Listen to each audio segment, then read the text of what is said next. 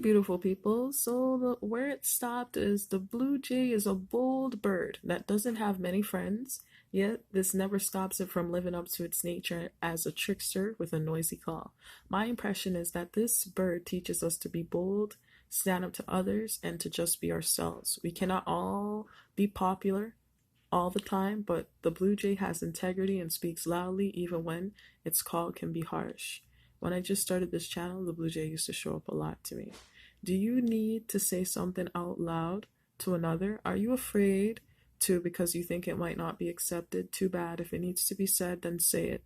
This bird is the color of communication, a blue color matching the throat chakra. It is time to speak up, be bold, and follow your own good advice, even if it makes you a bit unpopular. Some may admire your stand or take inspiration. They are talkative creatures and can mimic others as well. The blue jay will attack if it needs to, so this is saying to be forceful. You may really need to get your point across. And also the blue jay bird can talk. All right. So here's the, and also I said the blue jay doesn't have a lot of friends, but it has a best friend. And did you know what that is? It's the red cardinal. You always find the blue jay with the red cardinal. So I took some pictures for you to see, and you can always Google it and see for yourself. Right? The blue jay and the red cardinal always hanging out together. Always. I guess because one's really red and one's really blue, they must really like that. Now, let me show you how all God's creation was made to work together, to teach and to edify and to work together. The birds, the animals. Let's that's why I brought some passages out. Genesis 1:26. And God said, let us make man in our image, after our likeness, and let them have dominion over the fish of the sea, and over the fowl of the earth, over the fowl of the air, and over the cattle, and over the earth, and over every creeping thing that creeps upon the earth. Now Job 12:7-9. But ask now the beasts, and they shall teach thee. All right? This is Job telling you. And the fowls of the air, and they shall tell thee. Or speak to the earth, and it shall teach thee. And the fishes of the sea, and they shall declare unto thee. Who knows not in all these things that the hand of the Lord has wrought this? Now we're going to go to Job 41:5. Will thou play with him as with a bird?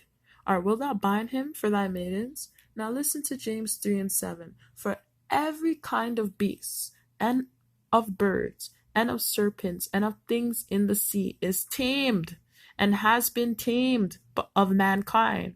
Do you hear that? Everything is tamed already and has been tamed by mankind. But it's your level of perception on how much do you know God's creation, and you understand? All of it works together. And I'm going to make a few videos separately.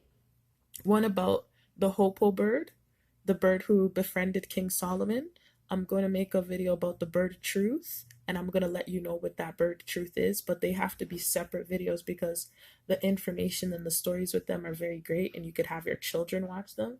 And I'm going to prove to you that fairy tales are not fake, but they are actually real, and it's the Bible. You have to read many books. I'm just going to break down history for you. Natural history. I'm going to go from books from natural history, and I'm going to go into a fairy tale book, which is coming from natural history. So fairy tales are just stories that happened before. And because they don't want you to know the truth and aspect that there's magic and things going on around in earth, they say that it's not true when they are true. All right. Now, if birds, let's see how birds help mankind. 1 Kings 17:6. And the ravens brought him bread and flesh in the morning, and the bread and flesh in the evening, and he drank of the brook. Who sent the ravens to do that? The Lord. Okay? Now let's talk about the stellar jay. This is another awesome bird. Lessons of adaptation. So when God shows you the stellar jay, listen.